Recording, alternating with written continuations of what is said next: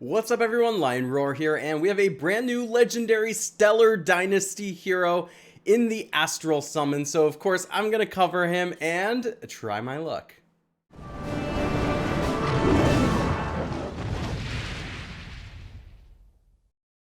But first, download Gemstone Legends, a mobile RPG puzzle match game. Use the link in the description to start with free stuff, including a bonus hero. Alright, so TAURUS is our brand new legendary Stellar Dynasty hero, and I'm taking a look at him in the lexicon. So all of these stats are max, the skills are max. Just take note of that, because I always like to ask the question, if I put all the resources into this guy, is it worth it? So we're going to try to answer that question here today. Things that stand out as far as the base stats go, the HP is pretty high, and so is the defense, which is thematically in sync with the specials that we're going to look at in just a moment here. Also, the speed, just like with other legendary Stellar Dynasty heroes, is pretty high at 254.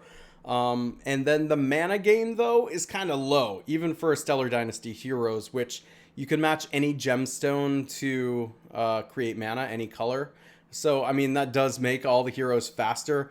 So they put the mana gain much lower on this one.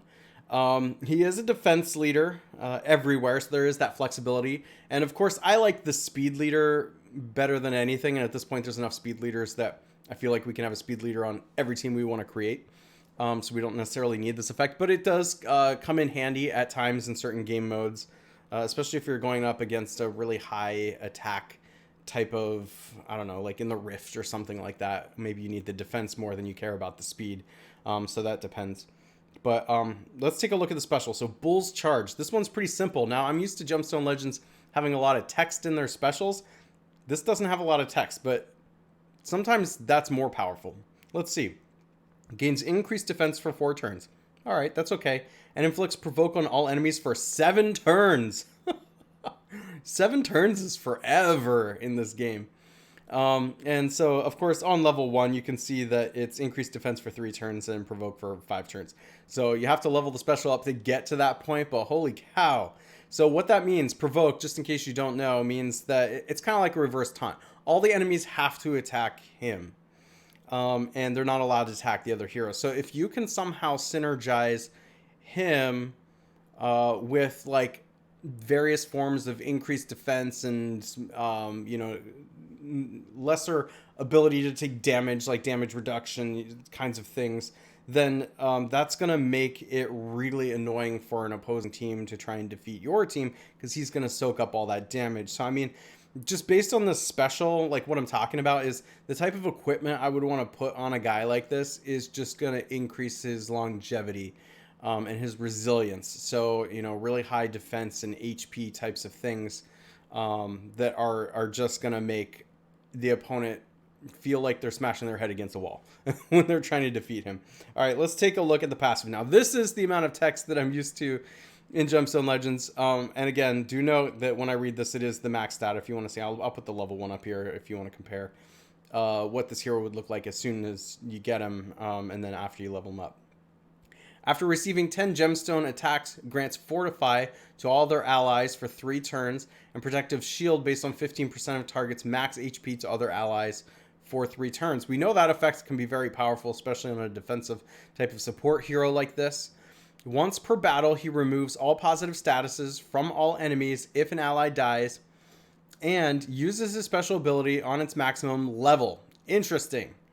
Also, I just want to point out with that one, it's not often. In fact, I'm like trying to think really hard about any other hero that removes all positive statuses, and I can't think of one. Let me know in the comments if you can think of one. I just can't off the top of my head.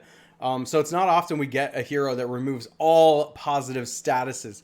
So that's unusual and very powerful, except that it's on a drawback, which is that you need an ally to die. And I'm not usually a fan of effects that require your heroes to take damage or die or things like that. So, you know, that one sort of comes out in the wash for me. Defense increased by 1% for every 10% of his missing HP for all allies. And then, of course, mana gain decreased by 40% because he is a Stellar Dynasty hero, and all of the gems will contribute to the mana gain. So you've got this mana gain decreased by 40% on top of that already low mana gain at 13. So do take note of that.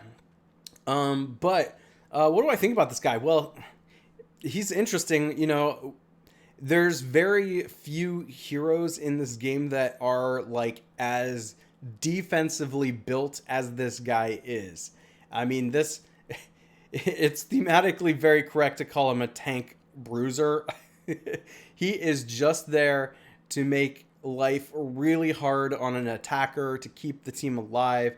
So my thinking is he's not overpowered like some of the other Stellar Dynasty heroes, which just right out of the gate are like some of the best heroes in the game.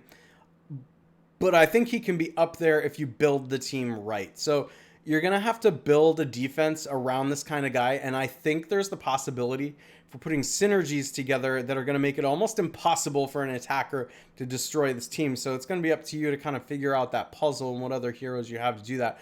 I could see, especially for like a standard 5 hero team, trying to maybe use 3 really defensive types of heroes that all interact in a way that you make dealing damage almost impossible for the opponent.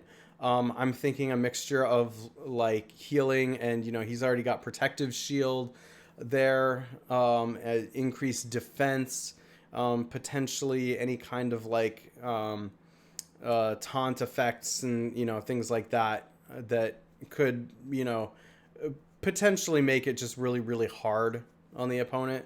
And then have like 1 or 2 heroes that are there to like deal the damage. So you're basically taking the damage away from being targeted at your big damage dealers. You're trying to siphon that damage away from them so that they can just, you can build them to be like glass cannons. So like they just fire off enormous amounts of damage, probably AoE types of heroes. So like I got Raphael, he's pretty awesome, you know, a hero like that. And so you want that guy to go off over and over. And you could potentially put another hero in here too that does defense down on everybody or something like that that would pair really well. So anyway, that's what I'm thinking with this guy. But let me know what synergies you think are going to be good for him in the comments. Not only because I like to learn about what things that you're discovering, but it's good for the community, I think, when we start sharing information like that. So now let's jump into the altar, and I'm going to use my Astral scroll to see if we get him. All right, so 1 summon, here we go. I'm happy with any Stellar Dynasty hero, by the way. Haven't gotten a legendary yet though. Still, oh, we got a legendary. We got a legendary. Who is it? Who is it? Oh, we got TAURUS. Nice. All right, that's awesome.